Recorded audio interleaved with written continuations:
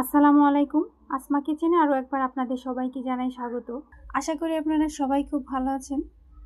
আমি আজকে আপনাদের তৈরি করে দেখাবো লুচি রেসিপি। আশা করি আমার রেসিপিটা আপনারা প্রথম থেকে শেষ পর্যন্ত দেখবেন। আমার এমন নতুন নতুন রেসিপি পেতে আমার চ্যানেলটিকে সাবস্ক্রাইব করে আমার পাশে থাকবেন এবং লাইক কমেন্ট শেয়ার করবেন। তার জন্য নিয়েছি একটা বাটিতে 2 কাপ ময়দা, দিয়ে দিলাম পরিমাণ মতো লবণ,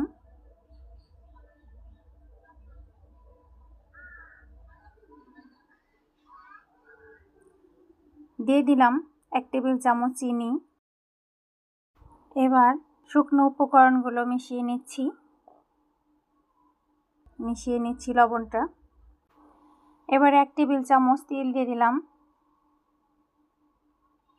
এবার হাত দিয়ে ভালো করে ঘষে মিশিয়ে নিচ্ছি।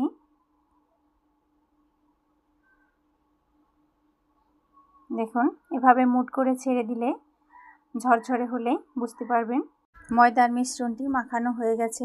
এবার দিয়ে দিলাম পানি অল্প অল্প দিয়ে একটা ডো তৈরি করে নেব। আরও একটু পানি লাগবে, দিয়ে দিলাম। দেখুন, মাখানো হয়ে গেছে, ডো তৈরি করা হয়ে গেছে। এবার তেল মেখে 30 মিনিটের জন্য ঢেকে রেখে দিব।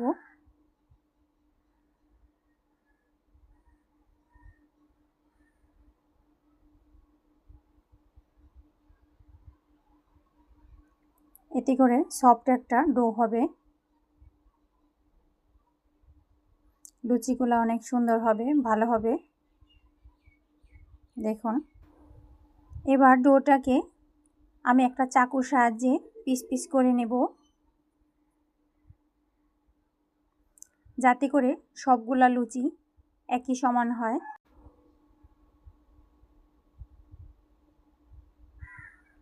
এভাবে আমি হাত দিয়ে গোল গোল করে শেপ তৈরি করে নিয়েছি। এবার খুব সহজেই লুচিগুলা তৈরি করে নেব।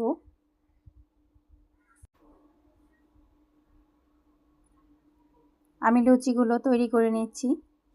আমি একটু তেল দিয়ে দিলাম, যাতে করে খুব সহজেই তুলে নেওয়া যায়।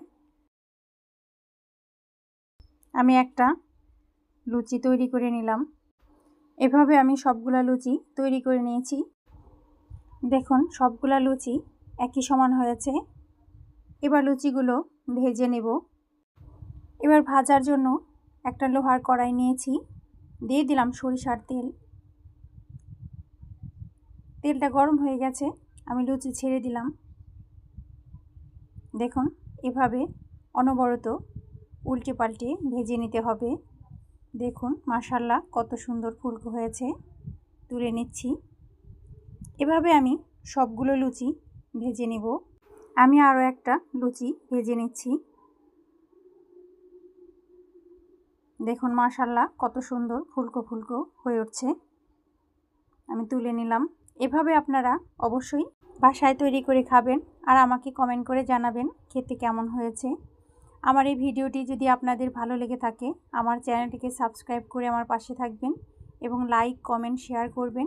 আর যারা অলরেডি আমার চ্যানেলটিকে সাবস্ক্রাইব করেছেন তাদেরকে জানাই অসংখ্য ধন্যবাদ। আবার আসবো নতুন কোনো ভিডিও নিয়ে। সে পর্যন্ত সবাই সুস্থ থাকবেন, ভালো থাকবেন। আল্লাহ হাফেজ।